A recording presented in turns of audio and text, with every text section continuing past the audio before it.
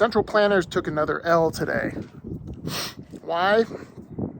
Well, the WHO just came out with their statistics for excess death they track deaths that exceed typical deaths in the country over 2020 and 2021. And Sweden was pretty far down on the list. Countries ahead of Sweden that had excess death. And this is a big indicator with COVID, like how many more people are dying than normally die in a country in that given year.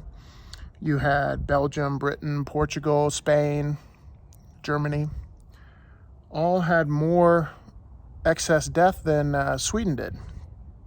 One would think Sweden, who did not lock down, did not have mandatory mask mandates, and did not shut down their schools, would have crazy excess death rates, but no, they did not.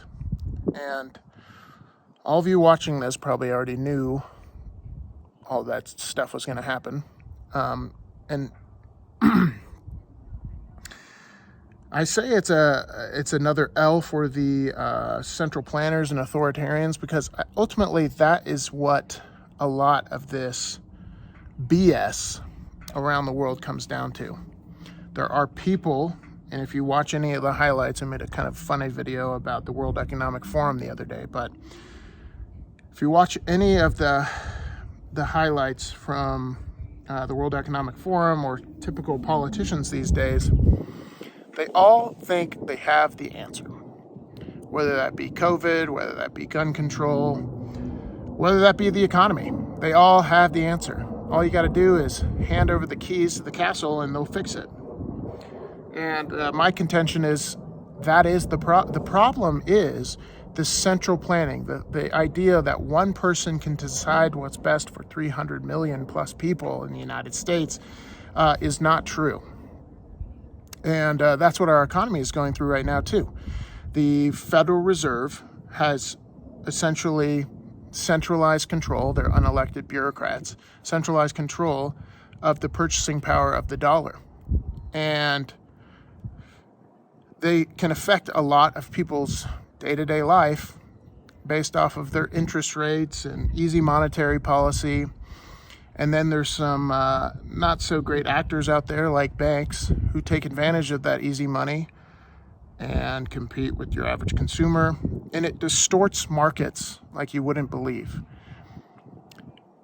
And all this centralized control leads to, in my opinion, a breakdown of the system.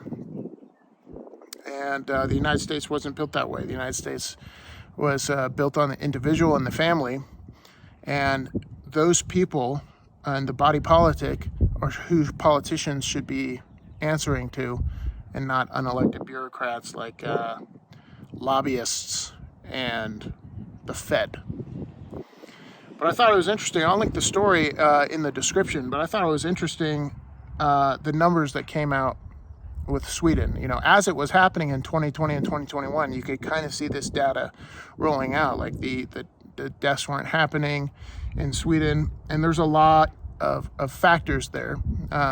Some people got natural immunity. They let the disease spread through the community, and people develop natural immunity early. But the central planning and the we know best stuff is part of human nature, unfortunately. And I think this is the struggle that right now it's in our face. It's like, every it's so obvious.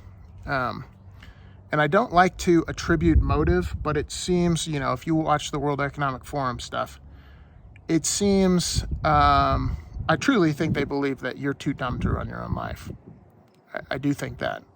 And that either that or they're smarter than you. And they understand the world's problems and they know the prescription.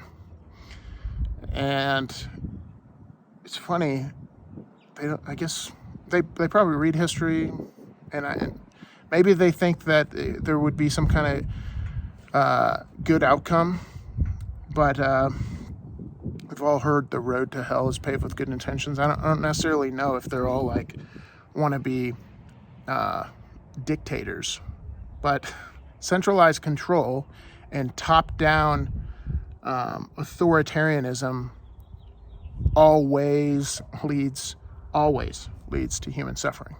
It never leads to human flourishing.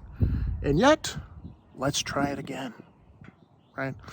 And if 2020 and the hysteria and stupidity that happened there, and now the economic fallout that we're dealing with today doesn't wake up the person that thinks it's a good idea, I don't know what will. But luckily, kind of a blessing in disguise.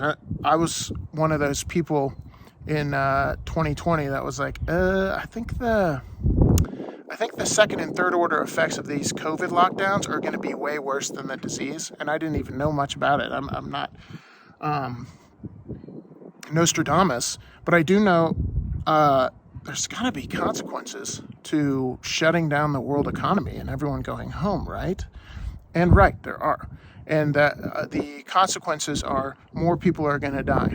More people are going to die from starvation, in third world countries. All the people who say, if it saves one life, there are no solutions. There's only trade-offs. And it's children who run our politics and say, all the world will be saved if we do this one thing. But they never talk about what the cost is. They talk about the benefit. The benefit is maybe somebody won't die of COVID. But they don't think years down the road how the economic fallout of shutting down the economy will cause people to starve to death around the world. So, and that will always happen. A politician doesn't think ahead. They just sell the immediate solution. But hopefully, what we as people can fight for is those people not having centralized control. Because the people that are willing to do that will always exist. We as a people can hopefully fight for distributed control.